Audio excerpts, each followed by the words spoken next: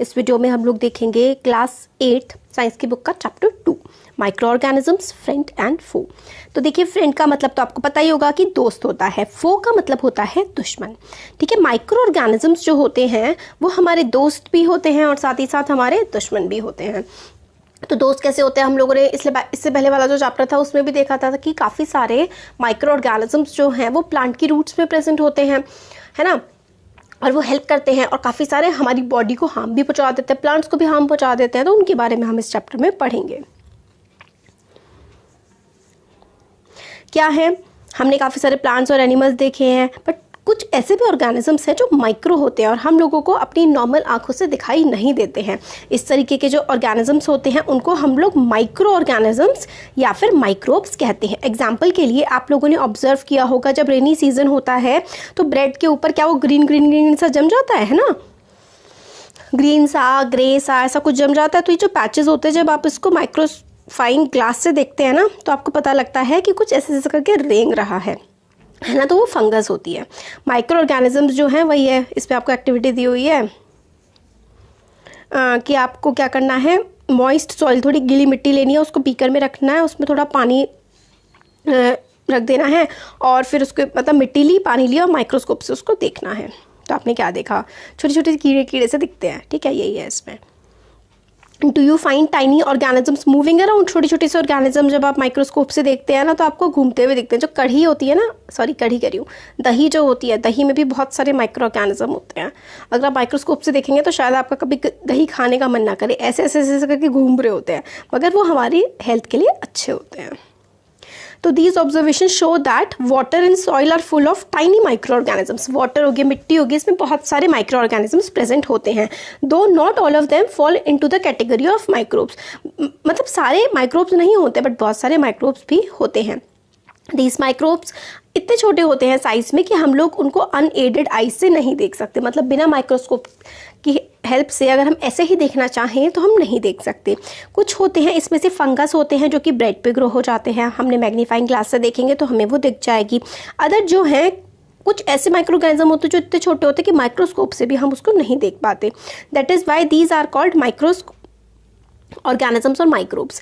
Micro का मतलब होता है बहुत छोटा। ऐसे जो ऑर्गेनिज्म जो कि बहुत छोटे होते हैं उनको हम माइक्रो ऑर्गेनिज्म कहते हैं। माइक्रो ऑर्गेनिज्म जो है हम उनको 4 ग्रुप्स में क्लासीफाई कर सकते हैं। तो या तो बैक्टीरिया होते हैं, या फंगी होते हैं, प्रोटोजोआ होते हैं और एल्गी भी ये होते हैं। This is very important. What are the classifications of microbes या फिर माइक्रो ऑर्गेनिजम्स? या फिर अगर आपसे पूछे कि माइक्रो ऑर्गेनिजम्स क्या होते हैं, तो ये काफ़ी छोटे ऑर्गेनिज्म होते हैं that can not be seen by unaided eyes and can be seen by microscope. They are of 4 types: bacteria, fungi, protozoa and algae. ठीक हो गया, अब आगे देखते हैं। एक और भी टाइप होता है, viruses are also microscopic but are different from other micro organisms. Virus भी जो हैं वो भी माइक्रोस्कोपिक होते हैं, माइक्रोस्कोप से देख सकते हैं, वैसे नहीं देख सकते हम उसको, मगर ये बाकी सारे ऑर्गेनिजम्स से काफ़ी ज़्यादा डिफरेंट होते हैं, क्योंकि they however reproduce only inside the cell of the host organism. जो वायरस होते हैं ना, ये वायरस, ये तभी, मतलब अगर ये वायरस टेबल पे पड़ा है ना तो आप समझ लीजिए मरे हुए के समान है, बट अगर आपके हाथ पे वो वायरस आ गया तो आपका हाथ लिविंग एक चीज़ है, तो आपके हाथ पे ग्रो, मतलब किसी के भी हाथ पे ग्रो करना वो शुरू हो सकता है। तो वायरस ऐसे ऑर्गेनिज्म होते हैं जो अपने आप में तो डेड होते हैं, बट अगर वो किसी लिविंग के कॉन्टैक्ट में आते हैं तब वो लिविंग हो जाते हैं। विच में भी बैक्टीरियम, प्लांट और एनिमल, मतलब किसी दूसरे बैक्टीरिया पे वो चिपक सकता है वायरस, किसी प्लांट पे चिपक सकता है, किसी एनिमल पे। Some of the virus are shown in the figure 2.5। ये देखिए, ये तो बैक्टीरियाज हैं, ये वाले देखिए कैसे बैक्टीरियाज होते हैं ये, और 2.5 ये देखिए ये फंगी है ना, और ये वायरस की बहुत ही अलग अलग शेप्स होती हैं। आजकल क्या चल रहा है, आजकल चल रहा है कोरोना वायरस, है ना। कोरोना वायरस एक कॉमन कोल्ड का वायरस है, अब जो चल रहा है वो कोविड-19 है। ये देखिए वायरस ऐसे होते हैं, ठीक है, क्राउन शेप होती है इनकी। तो ये बैक्टीरिया है। और हमारे ये एल्गीज जो है इस तरीके की होती है। एल्गी के एग्जांपल आप एक स्पाइरोगायरा एल्गी का एग्जांपल याद कर लीजिए। और प्रोटोजोआ जो है वो एक अमीबा पैरामीशियम। ये दो एग्जांपल्स ना आपको याद कर लेने चाहिए। और अमीबा पैरामीशियम तो एग्जाम में बनाने के लिए भी बहुत ज़्यादा आते हैं। अमीबा पैरामीशियम, ठीक है, ये प्रोटोजोआ के एग्जाम्पल है। एल्गी के एग्जाम्पल है स्पाइरोगायरा, ठीक है। और फिर हमारी ये वाली जो फंगी होती है इसमें आप ब्रेड मोल्ड पे क्या लग जाती है, फंगस लग जाती है, ठीक है। तो ब्रेड मोल्ड फंगस का एग्जाम्पल हो गया। अब आगे देखते हैं। ये देखिए वायरस जो हैं वो इनसे अलग होते हैं और सिर्फ वो किसी एक लिविंग बॉडी के अंदर ही जा कर के एक्ट कर सकते हैं। कॉमन कोल्ड जैसे कि जो हम लोग जो ज़ुकाम हो जाता है, इन्फ्लुएंजा जो कॉमन फ्लू हो जाता है, कफ्स वगैरह, ये सब वायरस की वजह से होती है, ठीक है। जो वायरस होते हैं ना उनकी वजह से क्या होता है, कोल्ड होता है, कफ हो जाता है, खांसी जुकाम होता है वायरस की वजह से। सीरियस डिसीज़ जो होती हैं जैसे कि पोलियो हो गया, चिकन पॉक्स हो गया, ये भी एक वायरस ही होता है। तो जब पोलियो हो गए, चिकन पॉक्स हो गया, ये भी क्या होते हैं, पोलियो चिकन पॉक्स भी वायरस होते हैं। पोलियो चिकन पॉक्स भी क्या होता है, पोलियो चिकन पॉक्स भी एक वायरस ही है, ठीक है। तो अगर आपसे एग्जाम्पल पूछा जाए वायरस का तो कोल्ड, इन्फ्लुएंजा, ठीक है, चिकन पॉक्स और पोलियो, ये वायरस के एग्जाम्पल हैं।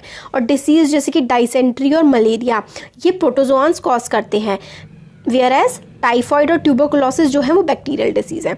आपको एग्जाम्पल्स ना याद करने पड़ेंगे। ये वाले जो प्रोटोजोआन्स होते हैं ना वो पेट खराब कर देना, उल्टियाँ लाना, इंसान की काफ़ी ज़्यादा तबीयत खराब कर देते हैं। और मलेरिया जो है ये पानी वगैरह पे पनपते हैं, पानी पे, खाने पे, स्पेशली गंदे पानी में ये डाइसेंट्री और मलेरिया होते हैं। तो प्रोटोजोआ वहाँ पर होता है, वो हमारी बॉडी को काफ़ी ज़्यादा नुकसान पहुँचा देता है। तो आपको ये याद करना है कि ठीक है कि प्रोटोजोआ से कौन कौन सी डिसीज़ होती है। तो प्रोटोजोआ से डाइसेंट्री और मलेरिया, क्योंकि आपको एग्जाम में दो आ सकते हैं कि वन वर्ड में कि बैक्टीरिया किस किस से होता है, मतलब बैक्टीरिया से कौन कौन सी डिसीज़ होती है। या फिर आप उसको दे देंगे कि ट्यूबरकुलोसिस किससे होता है, तो ट्यूबरकुलोसिस एक बैक्टीरियल डिसीज़ है, ठीक है। और मलेरिया एक प्रोटोजोअल डिसीज़ है। तो इस तरीके से आपको याद करना है, ठीक है। टाइफॉइड हो गया और ट्यूबरकुलोसिस ये बैक्टीरिया से होता है। तो हमें ये इमेज दिख गई इसकी। अब आगे देखते हैं। Where do micro organisms live, ये जो माइक्रो ऑर्गेनिजम्स हैं ये रहते कहाँ पर हैं। तो माइक्रो ऑर्गेनिजम्स में भी माइक्रो ऑर्गेनिज्म ना एक लौता सेल भी हो सकता है, जैसे कि बैक्टीरिया एक सिंगल सेल में भी एग्जिस्ट कर सकता है। और सम एल्गी एंड प्रोटोजोआ, ठीक है, बैक्टीरिया की तरह, एल्गी की तरह, प्रोटोजोआ की तरह सिर्फ एक सेल में भी ये एग्जिस्ट कर सकता है। और मल्टी सेलुलर मतलब बहुत सारे सेल्स मिलकर के, जैसे कि जो एल्गी होती है और फंगी होती है इसकी तरह भी ये एग्जिस्ट कर सकता है। They live in all type of environment, ये हर तरीके के एनवायरनमेंट में सर्वाइव कर जाते हैं, चाहे कितनी भी ठंड हो, चाहे कितनी भी गर्मी हो। ये जो माइक्रो ऑर्गेनिजम्स है ये हर जगह सर्वाइव कर जाते हैं। डेजर्ट से लेकर के मार्शी लैंड, बहुत ज़्यादा बारिश वाले इलाकों में भी जहाँ पे बहुत ज़्यादा पानी रहता है वहाँ पे भी सर्वाइव कर जाते हैं। They are also found inside the bodies of animals including humans, और ये हमारी बॉडी के अंदर भी मिलते हैं। कुछ माइक्रो ऑर्गेनिजम्स ग्रो करते हैं दूसरों पर, और वाइल अदर्स एग्जिस्ट फ्रीली, मतलब जैसे वायरस है, वायरस तो दूसरों पे डिपेंड करते हैं, है ना, कुछ जो है अपने आप में भी रह लेते हैं आराम से। Micro organisms and us, micro organisms हमारी लाइफ में इंपॉर्टेंट रोल भी प्ले करते हैं। काफ़ी सारे जो है काफ़ी बेनिफिशियल भी होते हैं और काफ़ी सारे बहुत हार्मफुल होते हैं और काफ़ी ज़्यादा डिसीज़ कॉज करते हैं। अब फ्रेंडली माइक्रो ऑर्गेनिजम्स के पहले हम पढ़ेंगे। Microorganisms have been used for the production of alcohol since ages, कई सदियों से अल्कोहल शराब बनाने के लिए माइक्रोऑर्गेनिजम्स का इस्तेमाल किया जाता है। Microorganisms are used for various purpose, काफ़ी सारे पर्पसेस के लिए इस्तेमाल होता है। They are used in the preparation of curd, दही बनाने में, ब्रेड बनाने में और केक बनाने में। तो ये कैसे होंगे, ये फ्रेंडली होंगे। आपने सुना होगा ना अपने घर में कभी कि खमीर उठ जाता है, खमीर जो है ना वो ये माइक्रो ऑर्गेनिजम्स की वजह से ही उठता है। They are also used in cleaning of environment को साफ करने के लिए भी कई बार माइक्रो ऑर्गेनिज्म का इस्तेमाल किया जाता है। एग्जाम्पल के लिए ऑर्गेनिक वेस्ट, जैसे कि सब्जी की जो पत्तियाँ वगैरह होती हैं, एनिमल्स के जो फीसेस जो एनिमल डिस्चार्ज कर देते हैं, एनिमल का गोबर जो होता है उसको हार्मलेस और यूजेबल फॉर्म में बैक्टीरिया कन्वर्ट कर देते हैं। बैक्टीरिया क्या करते हैं, इनको सड़ाते जाते हैं और सॉइल में मिला देते हैं, इससे सॉइल को न्यूट्रिएंट्स मिल जाते हैं। तो ये वाला बैक्टीरिया तो काफ़ी हार्मफुल हो गया है ना, हार्मलेस, क्योंकि जो हार्मफुल चीज़ें होती हैं उसको तोड़ के हार्मलेस चीज़ में कन्वर्ट कर देता है। फिर बैक्टीरिया जो है काफ़ी सारे मेडिसिन के यूज़ में भी आते हैं, ठीक है। एग्रीकल्चर में भी सॉइल फर्टिलिटी को बढ़ाने के लिए नाइट्रोजन, राइजोबियम बैक्टीरिया, हम लोगों ने पिछले ही चैप्टर में पढ़ा है ना, राइजोबियम बैक्टीरिया जो कि नाइट्रोजन प्रोवाइड करता है सॉइल को, है ना। तो सॉइल फर्टिलिटी होती है, सॉइल को और ज़्यादा अच्छा करने में भी ये हेल्प कर देते हैं। Making of curd and bread, मतलब जो दही है और ब्रेड है किस तरीके से बनती है, बैक्टीरिया की हेल्प से बनती है। Milk is turn into curd by bacteria, ठीक है। कर्ड जो है मिल्क है ना, मिल्क में आप कुछ बैक्टीरिया डाल दीजिए और उससे कर्ड बन जाती है। मतलब आप थोड़ा सा मिल्क को गर्म करिए और उसमें थोड़ी सी 1 चम्मच दही डाल दीजिए और फिर पूरा का पूरा वो दही जम जाती है ना। Curd contains several micro organisms, curd में काफ़ी सारे माइक्रो ऑर्गेनिजम्स होते हैं। Of these the bacterium lactobacillus promotes the formation of curd. और ये भी बहुत इंपॉर्टेंट है कि मिल्क से जो कर्ड बनती है वो कौन से बैक्टीरिया की वजह से बनती है, तो लैक्टोबैसिलस। आपको ये बिल्कुल अच्छे से दिमाग में फिट कर लेना है, ठीक है, कि लैक्टोबैसिलस जो है वो बैक्टीरिया है, वो काफ़ी ज़्यादा इंपॉर्टेंट है और उसकी हेल्प से ही, लैक्टोबैसिलस की हेल्प से ही क्या बनता है, लैक्टोबैसिलस की हेल्प से मिल्क से कर्ड बनती है, ठीक है। ये क्या करता है, ये मिल्क में मल्टीप्लाई होता जाता है और मिल्क को कर्ड में कन्वर्ट कर देता है। बैक्टीरिया जो है वो चीज़ बनाने के भी काम का आते हैं, पिकल्स बनाने के भी काम आते हैं, ठीक है। और इम्पॉर्टेंट इंग्रेडिएंट जो कि रवा या फिर सूजी जो है, इडली बनती है, भटूरे बनते हैं दही से, ये सब कौन हेल्प करता है, fermentation of rice, idlis and dosa. तो ये जो बैक्टीरियाज है ना, यही हेल्प करते हैं फर्मेंटेशन के प्रोसेस में। तो जो कर्ड हो गई, कर्ड से हम लोग क्या करते हैं, हम लोग इडली वगैरह जो बनाते हैं ना, उसमें फर्मेंटेशन का प्रोसेस लगता है। इडली हो गया, केक हो गया, इन सब में क्या होता है, खमीर उठाने के लिए फर्मेंटेशन का प्रोसेस लगाया जाता है। मैदा विद ईस्ट पाउडर, ईस्ट का पाउडर डाला जाता है। ईस्ट भी क्या है, एक तरीके का माइक्रो ऑर्गेनिज्म है, ठीक है। आप मैदा में ईस्ट डाल दीजिए, थोड़ी सी चीनी, ये देखिए एक्टिविटी है कि मैदा में आप लोग को चीनी डालनी है, उसमें थोड़ा सा गर्म पानी डालना है, उसको मल देना है और ईस्ट का पाउडर डाल देना है। 2 घंटे के बाद जो आटा होगा आपको फूला हुआ मिल जाएगा। पहले ऐसा था ये मैदा, अब ये ऐसा फूला फूला सा मैदा हो जाता है।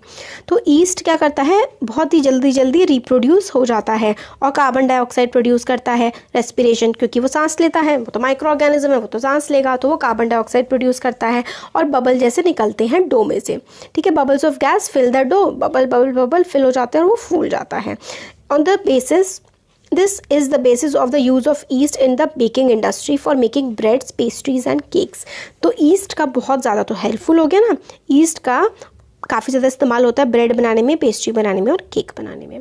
Commercial use of micro organisms, मतलब इंडस्ट्रीज़ में भी काफ़ी ज़्यादा इस्तेमाल होता है माइक्रो ऑर्गेनिजम्स का।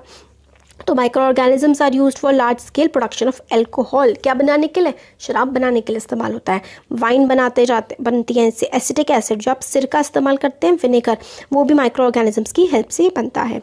East is used for commercial production of alcohol and wine, east का इस्तेमाल होता है वाइन और एल्कोहल बनाने के लिए। इसके लिए हम लोग क्या करते हैं, purpose Yeast is grown on natural sugars present in grains like barley, wheat, rice।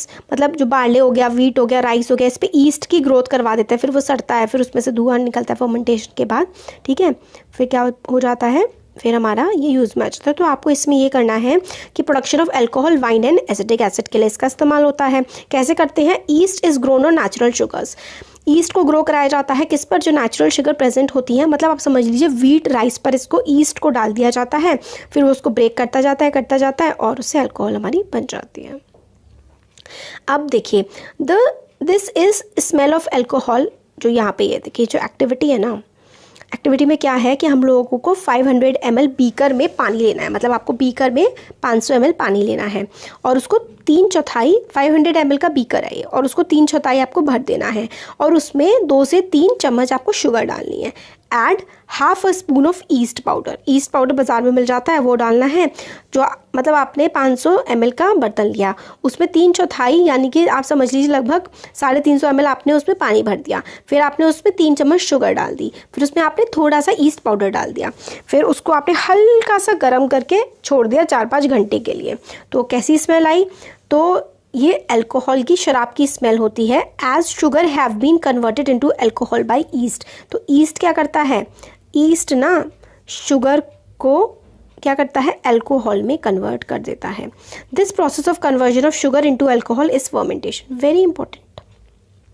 Process of conversion of sugar into alcohol is known as fermentation.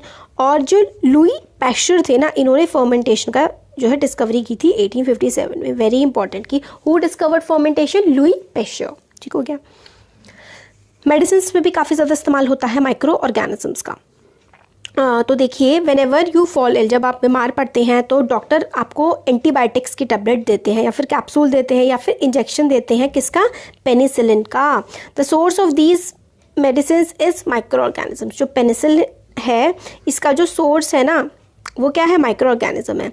ये मेडिसिन क्या करती हैं? ग्रोथ को रोक देती हैं। जो माइक्रो ऑर्गेनिज्म डिसीज को बढ़ा रहे होते हैं उनकी ग्रोथ को ये रोक देते हैं। Such medicine are called antibiotics. Anti मतलब बायो का मतलब यही ऑर्गेनिजम्स हो गए, इनको रोकने का काम करती हैं, तो एंटीबायोटिक्स हो गई। दीज डेज काफ़ी सारी एंटीबायोटिक्स जो है इस्तेमाल होती हैं बैक्टीरिया और फंगी को मारने के लिए, जैसे कि स्ट्रेप्टोमाइसिन, टेट्राक्लाइन एंड एर्थोमाइसिन, है ना। ये सारी की सारी कुछ ऐसी आपको याद करनी है। एक दो स्ट्रेप्टोमाइसिन याद कर लीजिए, आपने सुना भी होगा काफ़ी ज़्यादा, है ना। तो ये एंटीबायोटिक है एक। Are some of the commonly known antibiotics which are made from fungi and bacteria. तो ये स्ट्रेप्टोमाइसिन वगैरह फंगी बैक्टीरिया की हेल्प से बनाए जाते हैं। Antibiotics manufactured by the antibiotics manufactured by growing specific micro organisms and are use to cure variety of disease. इनको हम लोग ना एक स्पेशल कंडीशंस में ग्रो करवा देते हैं और काफ़ी ज़्यादा ये हेल्पफुल होती है डिसीज़ को ठीक करने के लिए। Antibiotics are even mixed with the feed of life stock जो जानवर होते हैं उनकी फीड के साथ भी, उनके खाने के साथ एंटीबायोटिक्स मिक्स करते हैं। जैसे कि पोल्ट्री में भी इनका इस्तेमाल होता है ताकि जानवरों को बीमारियों से बचाया जा सके, और ये प्लांट्स की डिसीज़ को भी कंट्रोल करने में हेल्प करते हैं। अभी देखिए, अलेक्जेंडर फ्लेमिंग, जो अलेक्जेंडर फ्लेमिंग थे ना, इन्होंने क्या किया था? बैक्टीरियाज को एक तरह से कल्चर किया था, उगाया टाइप का था, बढ़ाए थे इन्होंने बैक्टीरियाज। उन्होंने एकदम से मिला एक spore of a little green mould, मतलब ग्रीन सा मोल्ड उनको मिला, one of his cultures plants, ठीक है। और he observe that the presence of mould prevented the growth of bacteria. तो ये जो मोल्ड जैसा मिला ना, इसकी वजह से बैक्टीरिया बढ़ नहीं रहे थे, और in fact it killed many of these bacteria. और ये जो मोल्ड बढ़ रहा था ना, इसने काफ़ी सारे बैक्टीरिया को मार दिया, और इसी से इन्होंने खोज की पेनिसिलिन की। पेनिसिलिन ने बहुत ही ज़्यादा सारी बीमारियों को ठीक किया था, ठीक है। पेनिसिलिन की इन्होंने इस ऑब्जर्वेशन से खोज की थी। किसने? अलेक्जेंडर फ्लेमिंग ने पेनिसिलिन की खोज की थी। तो एंटीबायोटिक्स जो हैं जानवरों को भी दी जाती हैं, प्लांट्स को भी लगाया जाती हैं। और ये है कि यहाँ पे ये बता रहे हैं कि एंटीबायोटिक्स हम लोगों को बिना डॉक्टर के कंसल्टेशन के नहीं लेनी चाहिए, क्योंकि वो एंटीबायोटिक रेजिस्टेंस क्रिएट हो जाती है बॉडी के लिए, वो काफ़ी ज़्यादा हार्मफुल होती है। तो हमेशा आपको वायरल फ्लू है तो डॉक्टर से कंसल्ट करके दवाई लें, खुद से ना लें। अब आता है वैक्सीन। वैक्सीन क्या होती है?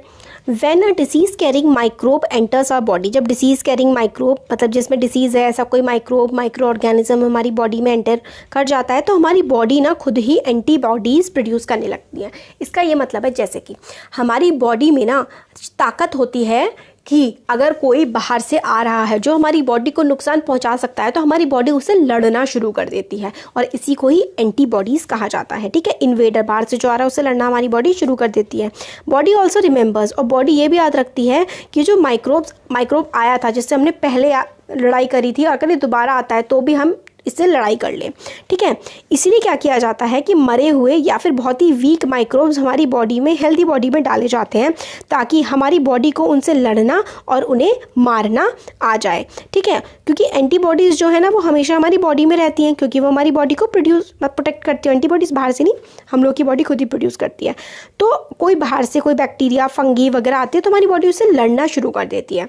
तो अगर हम क्या करें, पहले अगर बहुत ज़्यादा स्ट्रॉन्ग बैक्टीरिया या फंगी या वायरस आया तो हो सकता है हमारी बॉडी लड़ने में सक्षम ना हो, तो वैक्सीनेशन में क्या किया जाता है कि वीक बैक्टीरिया, वायरस, फंगी वगैरह हमारी बॉडी में डाल दिए जाते हैं, फिर हमारी बॉडी उनसे लड़ना सीख जाती है। तो अगर कोई उसके बाद कोई बहुत स्ट्रॉन्ग भी आया ना, बैक्टीरिया, वायरस, फंगी वगैरह, तो हमारी बॉडी उससे लड़ लेती है, और इसी प्रोसेस को हम लोग वैक्सीनेशन कहते हैं, ठीक है। This is how vaccine works. इस तरीके से वैक्सीन वर्क करती है। काफ़ी सारी डिसीज़ जैसे कि cholera, tuberculosis, small pox, hepatitis can be prevented by vaccination. तो ये सारे के स्मॉल पॉक्स, हेपेटाइटिस, ट्यूबरकुलोसिस वगैरह ये सब वैक्सीनेशन से प्रिवेंट किए जा सकते हैं।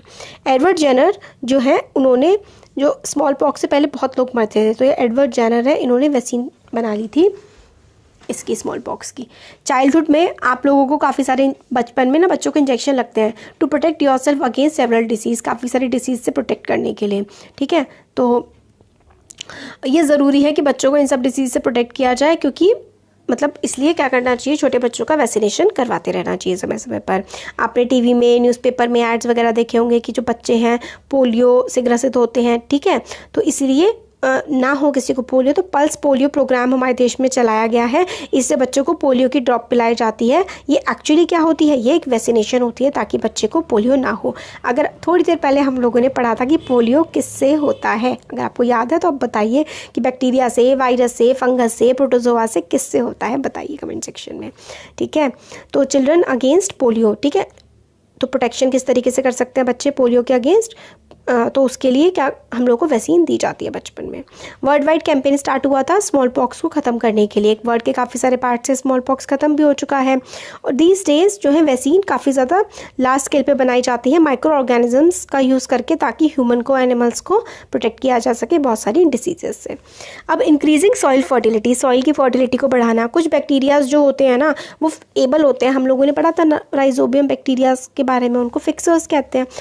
तो वो क्या करते हैं, कुछ बैक्टीरियाज ऐसे होते हैं कि नाइट्रोजन जो होती है ना एटमॉस्फेयर की, उसको ले लेते हैं और सॉइल में पहुंचा देते हैं और सॉइल की फर्टिलिटी बढ़ जाती है। ऐसे माइक्रोब्स को हम लोग बायोलॉजिकल नाइट्रोजन फिक्सर्स कहते हैं। मतलब नाइट्रोजन को दे देते हैं प्लांट को जब उनकी ज़रूरत होती है, जैसे कि राइजोबियम बैक्टीरिया, ठीक है। राइजोबियम बैक्टीरिया जो है ना वो ये काम करता है।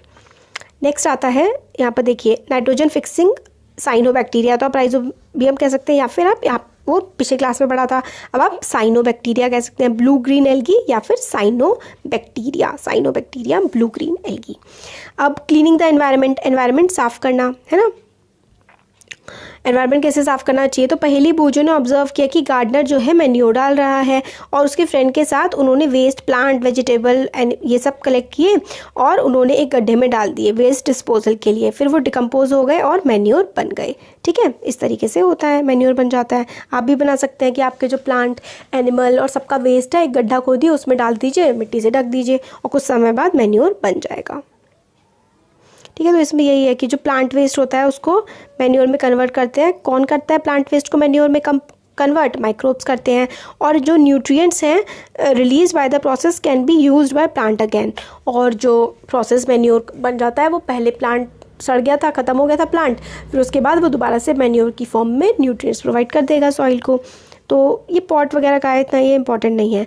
तो हम लोग ये देखते हैं लार्ज अमाउंट जो डेड ऑर्गेनिक मैटर होता है, मतलब जो ऑर्गेनिक मैटर होता है वो डिकेइंग प्लांट के फॉर्म में होता है और कई बार डेड एनिमल्स जो कि ग्राउंड में तक चले जाते हैं और कुछ टाइम बाद गायब हो जाते हैं। ये क्यों होता है? मतलब कुछ प्लांट है पड़े हुए हैं, सड़ सड़ के ख़त्म हो गए, जानवर ख़त्म होते हैं, कैसे हो जाते हैं? क्योंकि माइक्रो ऑर्गेनिजम्स जो है ना वो इन पर एक्ट कर रहे होते हैं, ठीक है, और इनको सिंपल सब्सटेंस में कन्वर्ट कर देते हैं और ये सब्सटेंस जो है प्लांट के द्वारा दोबारा से इस्तेमाल किए जा सकते हैं। इसलिए माइक्रोब्स जो है ना वो हमारे एनवायरनमेंट को साफ़ करने का भी काम करते हैं, क्योंकि जो प्लांट सड़ रहा है, प्लांट है, एनिमल है, अगर वो ऐसे ही पड़ा रहेगा, सड़ता रहेगा तो हमारे लिए हार्मफुल होगा। बट माइक्रोब्स क्या करते हैं, उसको जल्दी सड़ा के ख़त्म कर देते हैं और वो ज़मीन में फिर से मिल जाता है। तो ये होता है हार्मफुल माइक्रोब्स, हार्मफुल। अब हम लोगों ने अभी तक फ़ायदे देखे, अब हम लोग नुकसान देखते हैं। एक हम करते हैं नुकसान नेक्स्ट वीडियो में देख लेंगे, ठीक है। तो कैसा लगा वीडियो ज़रूर बताइए, अच्छा लगा लाइक करिए, चैनल को सब्सक्राइब करिए, अपने फ्रेंड्स के साथ शेयर करिए। Thank you.